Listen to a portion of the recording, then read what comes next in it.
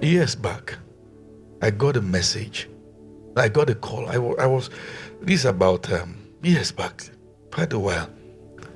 I was washing, and I somebody called me that my phone has been ringing. I checked 14 missed calls. What was going on? I called the number back. One of my mentees was weeping on phone. Apostle, where are you? Yeah, I'm at home. There's fire on the mountain, sir. Wherever you are, please come. So I said, okay, I'm coming. They meet me in church. When I got to church, I saw the girl, and I saw a young man beside her. Okay, what's going on?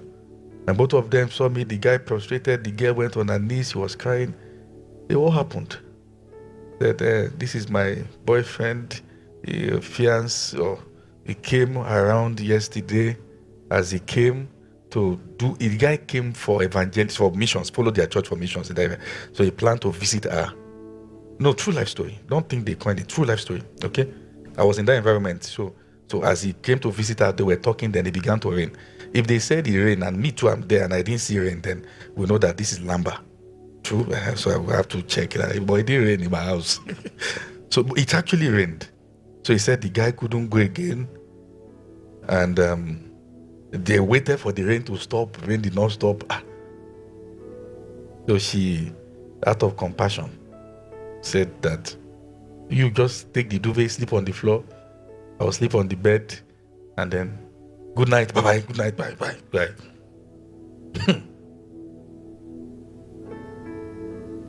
And you know the way that thing is. One spirit will say, get up.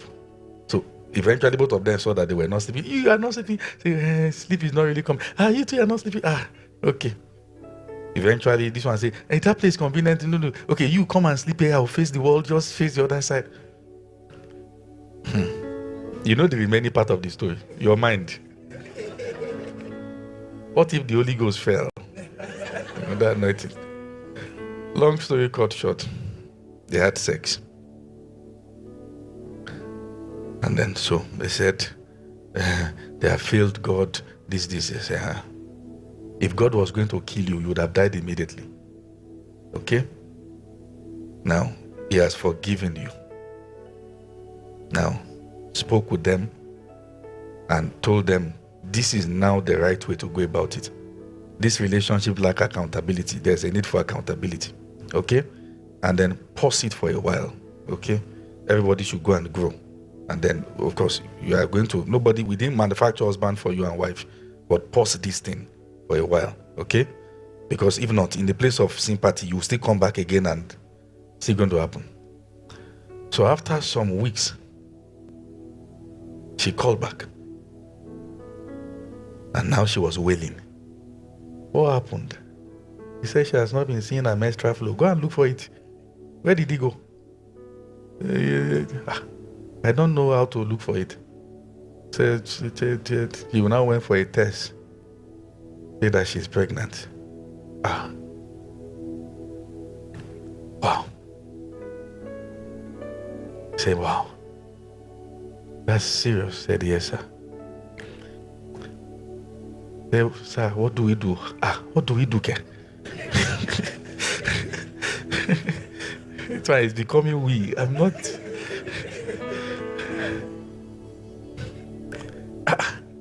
So she said, I told her, I said, you have to call the guy and tell him that this is the situation. And you have to talk to your parents. You have to talk to them. So she said, yes, sir. So I would have loved to follow you. But I'm a young man too. So it doesn't look like I'm the one who did it. And they've already bled my head. If I don't say, I'm just a pastor. I said, you need to talk to your mom and then let her know what is happening. And then she did. The first thing the family did was to take her off school. Say, you wanted to study? You wanted to become this? Never. The mother too was attending a church where she had to report to the church. And to my amazement, when the mother reported to the church, they suspended the mother for the pregnancy of the daughter. So this girl was withdrawn. I think she was in part 3 then, accounting, precisely. She was withdrawn from school. Now she was back at home, staying in the mother's shop in front of the house every day, selling the provisions, and then the mother has been sent out of church. Every day they remind her of how much of a bastard she was. She has brought shame on the family.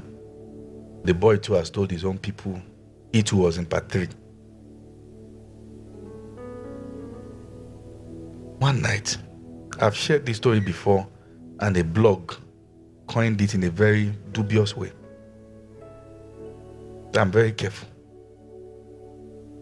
I lost my peace. I was praying the book of Lamentations, I think chapter number 3. And I just saw myself groaning. We have opened up to everybody that needs to be opened up to. So we are not asking that anything should happen. But God, the child coming is a proper child. But the timing is wrong. This girl's life is paused. There's no hope of getting that education again. Everybody's angry.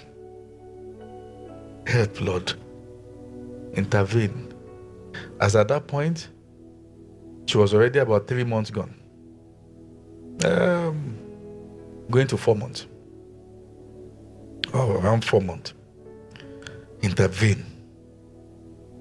Send help. I don't know what to ask for. I just know that the timing is wrong. You know the kind of prayer you are praying and say, God, hope you understand. It's not like I'm saying, I don't know, I'm not. You are trying to make God understand, the one who knows you and your frame. Hey God, you understand what I'm saying? I'm not saying that, but I don't even know what to say, God, but the time. This is, whether you believe it or not, is a true story. And I will never add anything to any story. Forward. I just told her the following morning, hey, can you go run your scans again and check the test and do everything? It didn't make any sense because, she's gone through the first trimester for meeting everything, different results, blood test, urine test, scan. They've detected heartbeat. They've seen the sac. And she went to do ultrasound. She called me right there.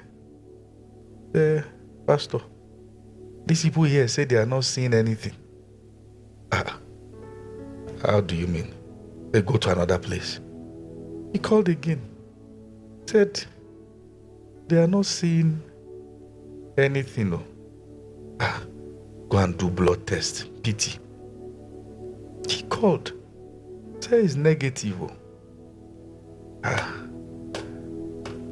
You can't even. How do you want to testify? What is your testimony?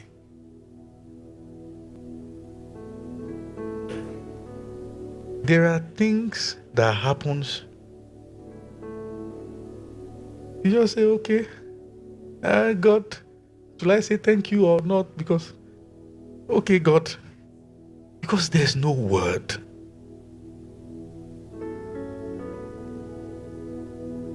You want to query what I've said, that don't mind them, the girl has gone to abort. The person who have told everybody that should be told, what is he to be afraid of again?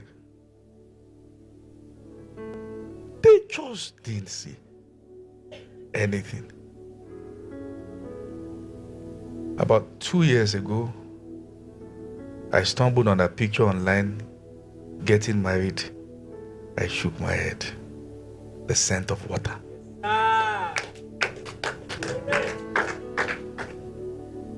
When mercy washes you, you don't become previous offender. Mercy takes away the track record of offense. And nobody can query God. Anybody that have anything against that, you go and tell God. In fact, if you have anything against the story I've just said, go and report to God. Like, I don't know anything about it either. Somebody say mercy. Mercy. And you know what I found out? Those who judge others they are the worst offenders. Those who say, you got your life. The Pharisees.